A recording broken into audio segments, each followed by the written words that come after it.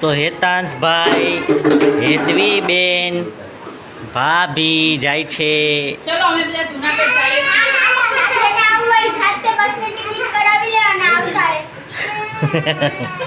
અમે કોઈ ટિકિટ નહીં કરાવી આપીએ. એના દુઃખમાં ઓમભાઈ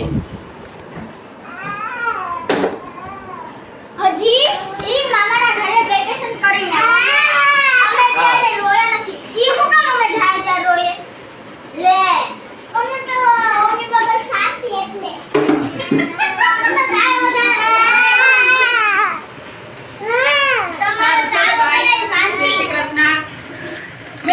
ठेला बेला कहेंगे ओके मोटा पप्पा पाहे આપણે માં જાવ તારા માટે કેન્ડી મોકલાવું. મોટા મમ્મી જાય છે વેકેશન કરવા એટલે ઓમભાઈ બહુ દુખી થઈ ગયા છે. ચોકલેટ મોકલાવું કે કેન્ડી મોકલાવું? મોકલાવું આવશે ગાડીમાં. આમ જો તાર માટે ચોકલેટ મોકલાવું કે કેન્ડી મોકલાવું? ક્યાં તમારા ઠેલા ક્યાં છે?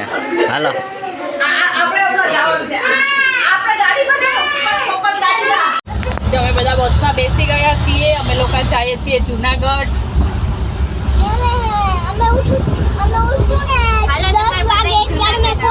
હેતન સુઈ ગયો છે. જો અમે 10 વાગે પહોંચી ગયા હશે દિવસના.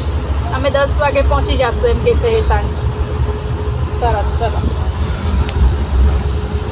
જો અમારી ભાણી છે, અમારી ભેગી આવે છે. ભૂંગળા બટાકાવાળા બેન, ભૂંગળા તળવાવાળા બેન તમે જોયું જ હશે બીજા બ્લોગમાં. આલુ પરોઠાવાળા. હા, આલુ પરોઠાવાળા બેન અને ભૂંગળા તળવાવાળા બેન. આ ફોન બહુ હલે છે આપણો, કેમથી બસ એટલી હલે છે એટલે ફોન હલે છે. ઉપર છે ને એટલે હલે છે. આ જો બ્રિજ ઉપર છે બસ. કેટલી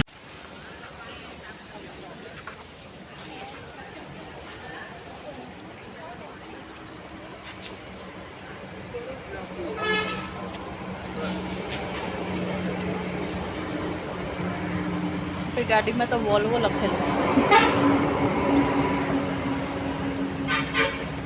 જો સવારના 5:30 વાગ્યા છે.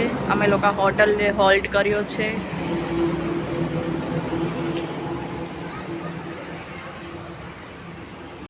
હેલો, જો અહીંયા જૂનાગઢ અમે પહોંચવા આવ્યા છીએ. હવે 10-15 મિનિટની વાર છે અને જો અહીંયા વરસાદ અંધાર્યો છે. બસ આવે એટલી વાર છે વરસાદ.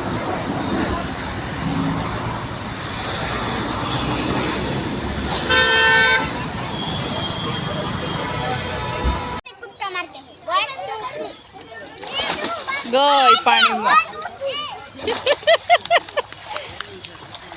હેતાંશને તડતા નથી આવડતું, 2 પગે તળે છે. જો